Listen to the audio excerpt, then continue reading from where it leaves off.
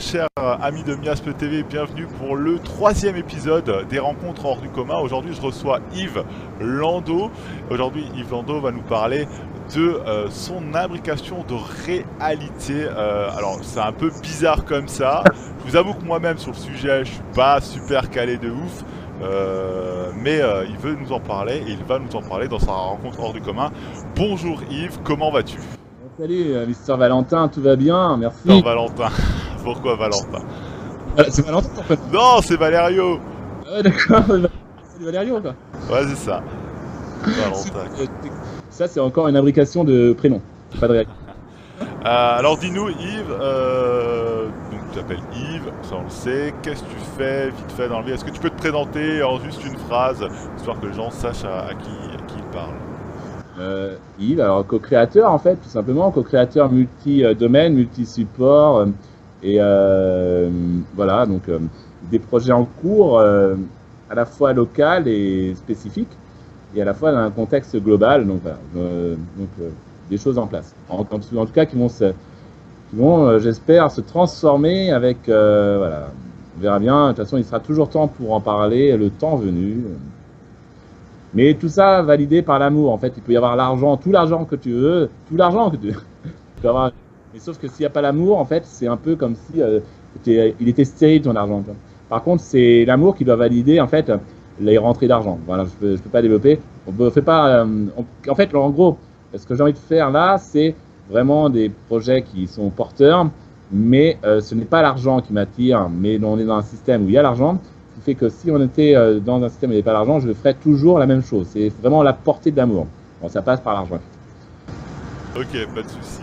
Donc toi, on en parlait en off tout à l'heure, tu me disais tu voulais parler d'une imbrication de réalité. Est-ce que tu peux déjà nous expliquer ce que c'est exactement, pour ceux qui ne savent pas ce que c'est, vite fait, à quoi ça consiste, comment ça se passe, ou est-ce que tu veux plutôt nous expliquer ce qui t'est arrivé? Comme ça, je pense que les gens comprendront comme tu veux. Ouais, non, mais on va déjà poser le postulat. Qu'est-ce que c'est en fait? Est-ce que c'est quelque chose, c'est une formulation un peu personnelle, tu vois. En fait, imbrication de réalité, c'est-à-dire en fait, tu as une réalité. Alors, je vais pas expliquer ce qu'est la réalité ici, même si effectivement la réalité quelque part est invisible et elle est informelle. C'est une information. En gros, la réalité, tu ne peux pas la capter comme une photo.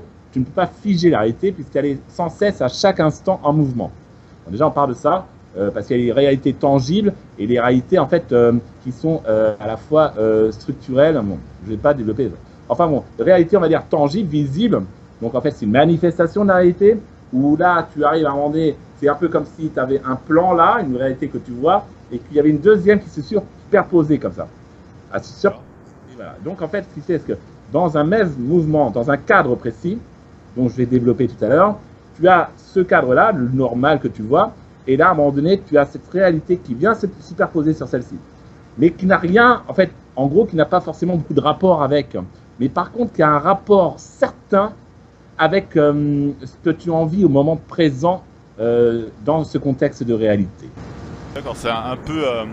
c'est un rapport avec la loi d'attraction, ce que tu es un petit peu en train de nous dire. Exactement, c'est ça. En fait, la loi d'attraction, tu as envie de quelque chose et on est dans la magie, tu vois. Quelque part, c'est presque de la magie parce que tu as envie de quelque chose et tu l'as devant tes yeux, quoi.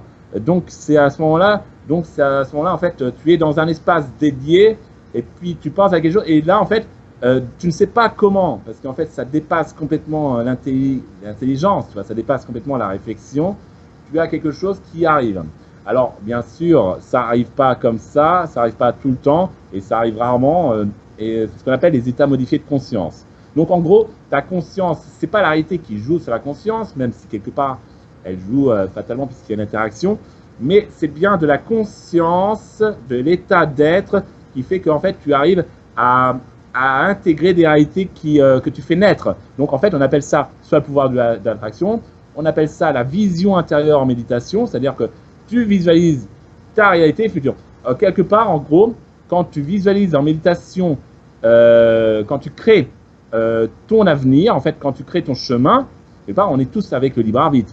Mais en méditation, on peut définir le chemin qui nous correspond le mieux, sans être dans l'illusion, avoir juste en vision méditative des choses que l'on apprécie, tu vois, des pensées, mais c'est plus que des...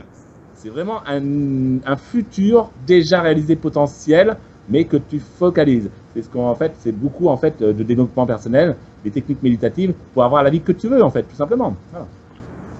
Bon, écoute, je pense que ça va plaire beaucoup à Antoine, cette rencontre hors du commun. Sache que tu es quand même le deuxième invité, donc tu étais parmi les tout premiers, même s'il y en a d'autres qui sont prévus, bien évidemment, il y en aura d'autres avec Antoine. Alors maintenant, je t'invite à nous raconter ton expérience hors du commun, ta rencontre hors du commun avec nos chers web spectateurs, si je peux les appeler ainsi.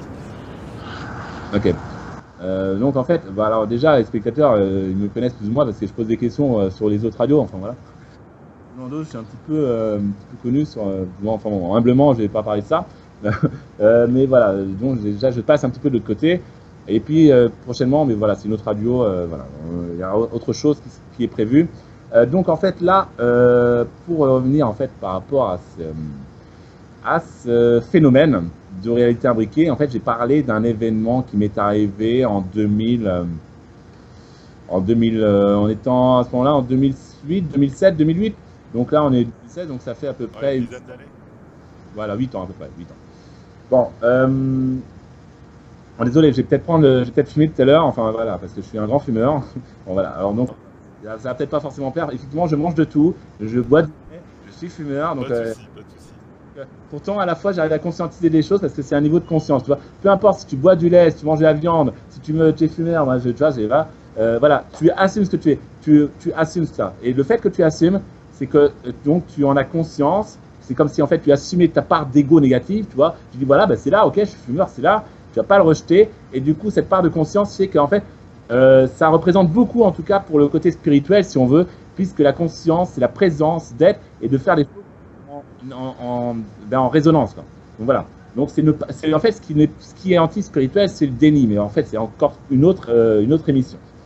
Voilà. En fait. Allez, vas-y, parle-nous ton expérience, sachant que comme je te l'ai dit tout à l'heure, on va essayer de ne pas faire trop long. Tu as à peu près un quart d'heure pour les expliquer ce qui t'est arrivé. Vas-y. J'ai essayé de faire en moins de temps, comme ça va être plus. Et puis j'ai pas envie de fatiguer les gens, hein, parce que moi c'est vrai que parfois je parle beaucoup.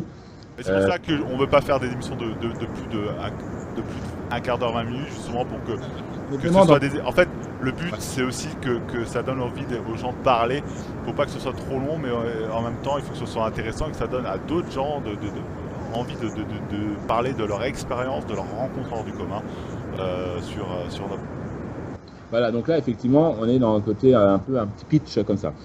Donc, en fait, il y a 8 ans, alors juste le contexte, j'étais pas très bien à l'époque, et en même temps, il y avait des drogues qui étaient là. Voilà, ça c'est juste pour mettre en contexte, d'où les états modifiés de conscience, mais en même temps conscient des choses qu'il y avait autour de moi. J'étais pas dans la schizophrénie, hein. J'étais vraiment dans une forme, en fait, on l'appelle bipolaire. C'est vrai que j'ai été un peu diagnostiqué comme ça, mais en fait, j'étais pas vraiment un vrai bipolaire. Par contre, c'est vrai que un jour, donc c'était il y a 8 ans, j'étais à Paris. Et de là, en fait, je vivais en fait quelque part. Je ne dormais plus depuis 2 jours déjà. Et puis à un moment donné, j'étais sur les Champs-Élysées. Et là, on arrive directement. Il m'est arrivé plein d'autres choses avant, mais on va directement passer au fait de cette histoire d'état modifié de conscience, donc dans lequel j'étais depuis quelques jours, tu vois, parce que j'en ai plus. Et puis là, j'avais envie de. Je vois un kiosque à journaux. Et donc, à ce moment-là, en arrivant, il était la nuit, 11h, peut-être 10h. Donc, le kiosque à journaux normal, tu vois, avec les journaux, mais pas, voilà, rien que des journaux, pas de trucs, rien que des journaux, normal. J'arrive là, et puis j'avais en tête déjà, j'avais envie d'une glace, en fait, voilà, c'est ça. J'avais envie d'une glace, en fait, parce que c'était en plein été, il faisait bon, et voilà, j'arrive avec cet état d'être. Cet état d'esprit, en tout cas. État d'être, je ne sais pas. En tout cas, voilà, j'arrive avec cet état d'esprit, je veux quelque chose. Mais étant donné que j'étais en état modifié de conscience, il s'est passé quelque chose, alors je ne sais pas l'expliquer, parce que là, ça dépasse vraiment l'entendement. Il s'est passé qu'il y a eu une forme d'interaction avec une autre réalité parallèle. Tu vois, on est un peu dans le côté un peu des mondes parallèles, dans un petit peu de Doctor Who, en fait, quelque part, je ne sais plus. Ouais, la série anglaise, là, ouais. Il est dans l'ascenseur, tu vois, il est dans un ascenseur, enfin, il est dans une cabine téléphonique et il se retrouve dans l'autre monde. Bah, Ouais, ça, c'est ça, ouais. voilà. Ben là, c'est un peu la même chose. C'est un peu comme, voilà, c'est un peu comme dans X-Men. Hein, là, je crois que c'est l'avant-dernier ou le dernier. En fait, il y a un combat. Tu vois, d'ailleurs, c'est le X-Men Révolution, mais je suis pas sûr. Où là, en fait, il y a les 10 premières minutes, elles sont extraordinaires. C'est-à-dire que tu vois des changements de réalité quantique. C'est ce que tu vois dans Thor aussi. Thor, à un moment donné, il est dans une réalité et hop là, ça bascule dans une autre. C'est extraordinaire. Ben, c'était un peu ça. Quelque part, c'était un peu ça. Quand j'arrivais au kiosque, j'avais une idée en tête des glaces. Et là, qu'est-ce que je vois devant moi? Je vois donc un frigidaire. Donc, tu avais tous les journaux, tu vois, les journaux qui étaient là. Et là, donc, ça avait normalement. Et là, qu'est-ce qui arrive? C'est ça. Cette réalité, donc, qui était. Donc là, il y avait toutes les glaces. Et là, il y avait les journaux. Les deux se sont superposés. Sauf que là, à l'intérieur, il y avait un guichet. Il y avait un mec. Il y avait le responsable, enfin, le salarié, enfin, je sais pas.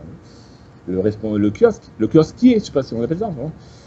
Et du coup, Ouais, un kiosquier, un vendeur de journaux, de magazines.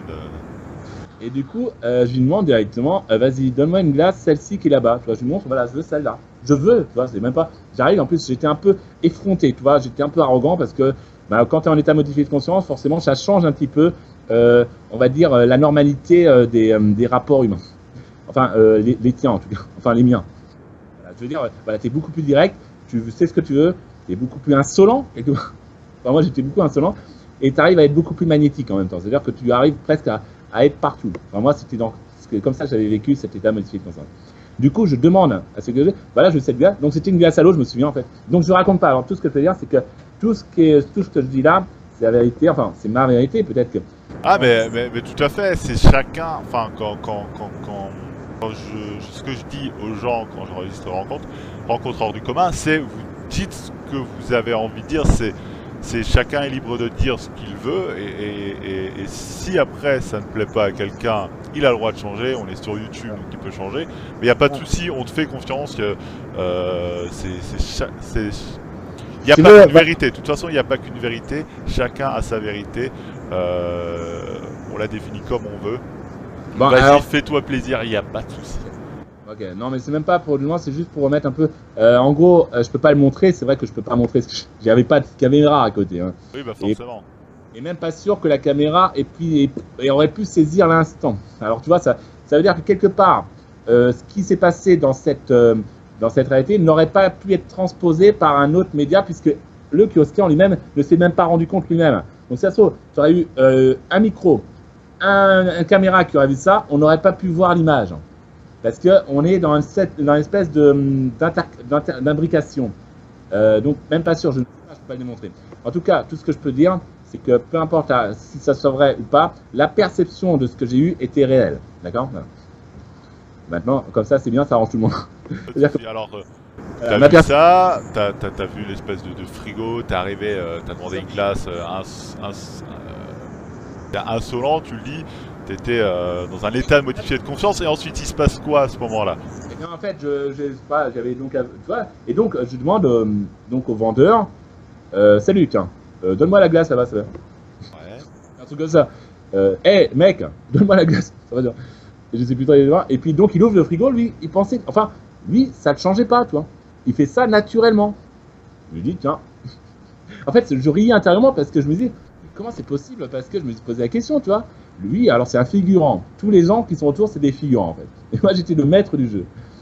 Et le figurant, il me donne. Et il avait fait ça toute sa vie, quoi. Et du coup, il me donne la glace, je le paye pas. Parce que, de toute façon, dans un état modifié de conscience, t'es pas obligé de payer, en gros. D'accord, donc c'est gratuit. Donc, tout est gratuit, en fait. Donc, moi, si je veux, je peux aller dans un magasin, je me fous en état modifié de conscience. Et je dis, allez, je prends un frigo, je prends une télé. Et chez Mercedes. C'est bientôt l'euro, là. En gros, en fait, tu vas chez Mercedes, tu veux la Mercedes AMG, celle que j'ai, qui coûte 155 000 euros, enfin, que je souhaite. Bah voilà, celle-ci, presque, tu hypnotises, c'est une forme de toute façon, d'hypnose, c'est un peu c'est l'état modifié de conscience. Donc, quelque part, avec l'hypnose, bon, ça va, il y a des garde-fous, je crois, au niveau, en tout cas, tu peux pas faire des gens d'exiger des choses qui ne sont pas en accord vraiment intérieurement. Donc, il y a des garde-fous qui sont là. Bon, parce que sinon, tu pourrais, t'imagines, tu fais ce que tu veux. Maintenant, je dis pas que ça n'a pas existé, parce qu'il y a dû y avoir des faux, il y a dû y avoir voilà, des signatures contre en tout cas, sans prise de conscience directe, et du coup, voilà, les manipulations, ouais, ça lui existait. Ouais, presque là. Bon, voilà. Donc en fait, en gros, une glace, bon, ça n'impliquait pas grand-chose, tu vois, c'est pas un signature de contrat. Le mec, j'ai pas exigé de me faire un chèque de 100 000 euros. J'ai juste demandé, de toute façon, dans l'état d'esprit, dans l'état d'être, dans l'état dans l'état d'environnement que je voulais, le contexte, c'est une glace, j'avais envie de ça, tu vois, moi, je m'en fous. Il me dit, les gars, je me casse du truc, et puis voilà, je me casse. Et voilà. Et c'est tout. Bon, après, c'est une autre histoire. En fait, globalement, pour expliquer ce qui s'est passé, toi, t'es allé dans ta tête, t'avais envie d'une glace. T'étais ailleurs parce que t'étais dans un état de motivé de confiance. J'imagine qu'il faisait chaud ce jour-là. Il faisait hyper chaud, ouais, c'était en plein été, non, aussi. Ouais, c'était en plein été, t'avais envie d'une glace, t'étais C'est vrai que j'avais pris de la coke, des choses en plus, donc tu vois, pour artificiellement, parce que en fait, Et alors justement, alors ouais. bien sûr, hein, on est contre tout ça. Toi, t'en parles, mais j'imagine que c'est fini. Ouais. Et c'est très bien d'ailleurs. Bien sûr, on n'invite personne à en prendre et on est totalement contre. Justement, est-ce que tu t'es pas posé la question avec le temps, est-ce que ça n'a pas pu être des effets de cette drogue qui t'ont justement... Non, en fait, en gros, non, je me souviens avoir eu la glace. Enfin, si tu veux, il s'est passé plein de choses. Allez, une petite anecdote comme ça, c'était à cette époque où, effectivement, j'ai pété les câbles, en fait, en gros. Tu vois, donc, j'ai pas honte de dire, j'étais en psy, ouais, ça m'est arrivé, par rapport à un moment donné, parce que tu fais un overclock, à un moment donné, quand tu as ton esprit. Parce que là, en fait, j'étais complètement, tu vois, tu avais le corps, j'avais les jambes qui étaient effectivement sur terre, mais toute la partie du haut, au niveau, en fait, du bassin, et puis encore plus au niveau du cœur de ça, c'était complètement désancré, mais grave, hein, grave de chez grave. Désancrage total, quoi. Donc en fait, à un moment donné, tu deviens en fait carrément dans une forme de manipulation d'esprit, mais les esprits, tu vois, c'est pas les petits entités qui se promènent. Là, on parle de choses beaucoup plus influentes. On parle vraiment d'égrégores puissants. Sauf que voilà, j'étais à la fois dans une perturbation telle qu'à la fois j'étais au niveau je connectais à la fois du lumineux, du bizarre, un ensemble de choses incroyables, mais qui dépassent complètement l'entendement à des échelles stratosphériques. À un moment donné, c'était à peu près cette période, bon, ça m'est arrivé plusieurs fois, entre 2004 et 2009, si tu veux, c'était assez violent parce que ça m'est arrivé plusieurs fois. Bon, cette histoire de kiosque à vendeur, ça m'est vraiment arrivé une fois, par contre, j'ai eu d'autres moments aussi, d'entrer dans des bars, parce que tu vois, café cigare clope aussi. Voilà, je devais avoir plein d'argent, enfin non, j'en avais pas tellement, mais bon, à un moment donné, tu te mets en danger aussi financièrement. Et du coup, j'arrive dans les bars, et en fait, selon les bars parisiens, dans le 2e, dans le 3e, dans le 18e arrondissement, parce que j'ai bougé beaucoup, tu vois, eh bien, il se passe que je rentrais dans des endroits, il y avait une odeur caractéristique, mais ça puait grave, genre ça puait le chimique.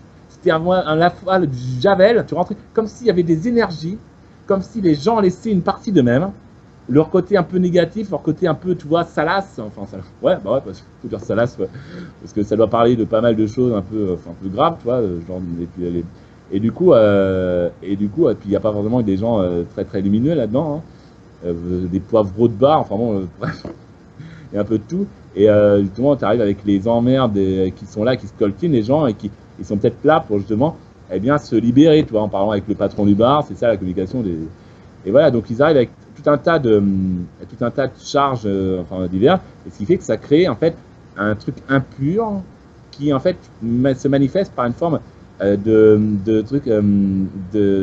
d'odeur, mais alors c'était à la fois javel, c'était à la fois toxique, mais c'était vraiment chimique, voilà, chimique, mais pas. C'est assez drôle ce que tu racontes parce que dans certains cas de présence, les gens savent.